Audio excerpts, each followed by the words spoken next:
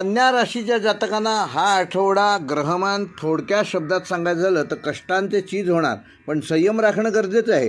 बुध वक्री असून सप्तमात सूर्य व मंगळ युतीमुळे निर्णय घेण्याच्या क्षमतेवर त्याचे काही परिणाम होऊ शकतात.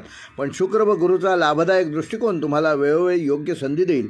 आधी गमावलेले काही लाभ परत मिळण्याची ह्या आठवड्यात शक्यता आहे. नोकरी करण्यासाठी ह्या आठवड्याची सुरुवात थोडीशी दबावात जाईल.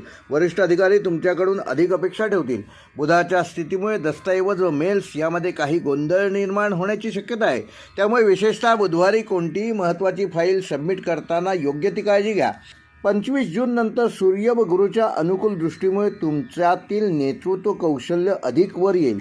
नवीन जबाबदारी मिळण्याची शक्यता आहे. व्यवसाय करणाऱ्यांनी मंगळवार आणि गुरुवार ह्या दिवशी कोणताही नवीन व्यवहार किंवा गुंतवणूक शक्यतो पुढे ढकला. शेती, मेडिकल, लेखा, टीचिंग आणि लेखन क्षेत्रात असलेल्या कन्या राशीतील लोकांसाठी शुक्राच्या प्रभावामुळे सर्जनशीलता वाढणार आहे. आर्थिक बाबतीत सावधगिरी बाळगण्याची आवश्यकता असून खर्चाचे प्रमाण अनपेक्षितरित्या वाढू शकते, तेव्हा त्याचं योग्य ते नियोजन करा. कर्ज किंवा हप्त्यांबाबत काही अडचणी उद्भवू शकतात. जुन्या गुंतवणुकीचा फायदा गुरुवारी किंवा शनिवारी मिळण्याची शक्यता आहे.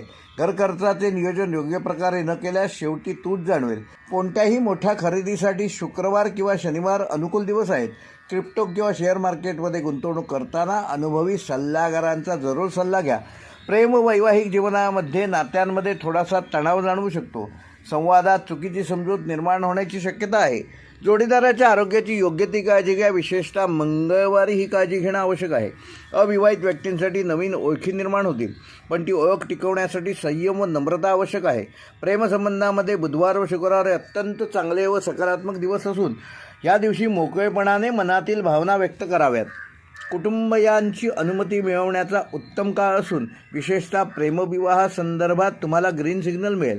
आरोग्याच्या दृष्टीने आठवड्यात अपचन, त्वचेचे त्रास, थकवा व डोकेदुखी होण्याची शक्यता आहे. अतिगोड किंवा तेलकट खाण्यामुळे शरीरावर त्याचे दुष्परिणाम जाणवू शकतात.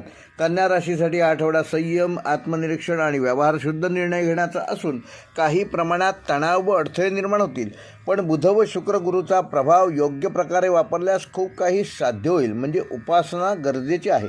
नातेसंबंध, करिअर व आरोग्य ह्या त्रिसूत्रीवर अधिक लक्ष केंद्रित केल्यास संपूर्ण आठवडा संतुलित ठेवता येईल. बुध व शनीच्या प्रभावामुळे जुन्या आजारांची पुनरावृत्ती होणार नाही याची योग्य ती काळजी घ्या.